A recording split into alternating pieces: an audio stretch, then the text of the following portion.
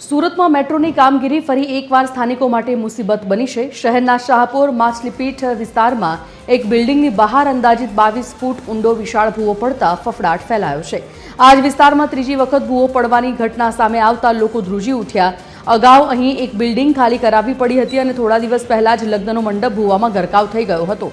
વારંવાર પડતા ભૂવાને કારણે બિલ્ડિંગના પાયા જોખમાતા રહીશોમાં ભારે ભય અને રોષ પણ વ્યાપ્યો છે। સુરતમાં મેટ્રોના કારણે ફરી એક વખત ભૂવો પડ્યો છે।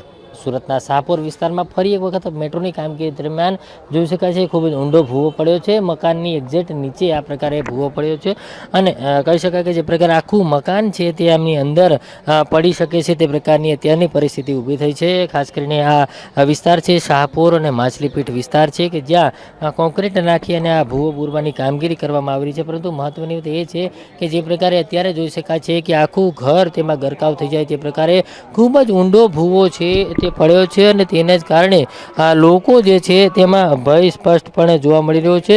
અત્યારે જે પ્રકારે અહીંયા ભૂવો પડ્યો છે તેને લઈને લોકોમાં પણ ક્યાંય ને ક્યાંય ભય જોવા મળી રહ્યો છે, કારણ કે આ ત્રીજી વખતની ઘટના બની છે અને ત્રીજી વખતની ઘટના દરમિયાન આ પ્રકારની અહીંયા પરિસ્થિતિ ઊભી થઈ છે। ત્યારે ફાયર વિભાગ, પોલીસ તંત્ર સહિત આના લોકો જે છે તે અહીંયા પહોંચી ચૂક્યા છે અને તેને જ લઈને હાલ આ જે ભૂવો પડ્યો છે તે ભૂવોને બુરવાની કામગીરી છે તે કરવામાં આવી રહી છે। એટલે સ્પષ્ટપણે કહી શકાય કે જે પ્રકારે આખી આ ઘટનાને લઈને લોકો જે છે તેમાં ખાસ કરીને ભય જોવા મળ્યો, કારણ કે બાજુમાં જ આ પ્રકારે જોઈ શકાય છે મોટું બિલ્ડિંગ આવ્યું છે અને આ મોટા બિલ્ડિંગના જે પ્રકારે 4 માળનું આ બિલ્ડિંગ છે તેમાં અનેક લોકો રહે છે અને તેની જ બાજુમાં આ પ્રકારનો ભૂવો પડ્યો છે। એટલે મોટી કહી શકાય કે દુર્ઘટના ટળી છે, પરંતુ જે પ્રકારે અત્યારની વાત કરીએ તો મોટી દુર્ઘટના પણ થઈ શકે છે, કારણ કે જે પ્રકારે આ ભૂવો પડ્યો છે સતત ત્રીજી વખત આ પ્રકારની અહીંયા ઘટના બની છે અને ઘટના બનતાની સાથે જ ફાયર વિભાગ પણ અહીંયા ઘટના સ્થળે પહોંચ્યું છે અને આ તમામ જગ્યાઓ પરથી તકેદારીના ભાગરૂપે તમામને ખસેડવાની કામગીરી હાથ ધરવામાં આવી છે અને બંને સાઈડ બેરિકેડ મૂકી અને રસ્તો પણ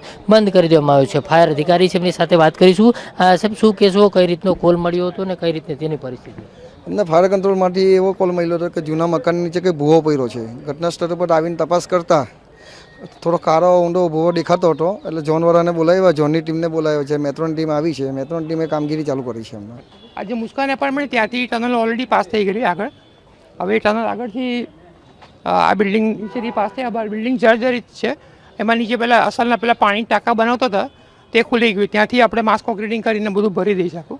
આ બિલ્ડિંગ અનસેફ છે, મતલબ તો ઓલરેડી ખાલી ને ખરાબ કન્ડિશનમાં છે, એટલે ઓલરેડી ટનલ તો ઓલરેડી પાસ થઈ ગઈ, લાઇનિંગ થઈ ગઈ અને ઘણો ટાઈમ થઈ ગયો। અત્યારે તો પેલું આગળ જે कौन सा बागी अल्ताफ बिल्डिंग है आगे रोड पे क्राइम ब्रांच की भी ત્યાં ટનલનો હેડ છે, અહીંથી પાસ થઈ ગયા ને તો ઘણા વર્ષ થઈ, એટલે ઘણો ટાઈમ થઈ ગયો છે અને આ જે છે એને માસ કોન્ક્રીટિંગથી ભરેલી છે, એટલે એટલીસ્ટ જમીન લેવલ પરનું ઓકે થઈ જશે। બિલ્ડિંગ અનસેફ છે।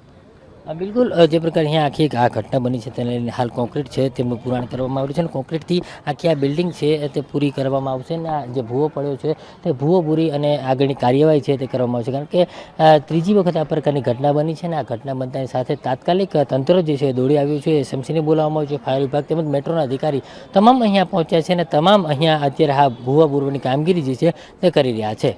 કેમેરામેન જયેશ મિસ્ત્રી સાથે દિવેશ પરમાર, TV 13 સુરત।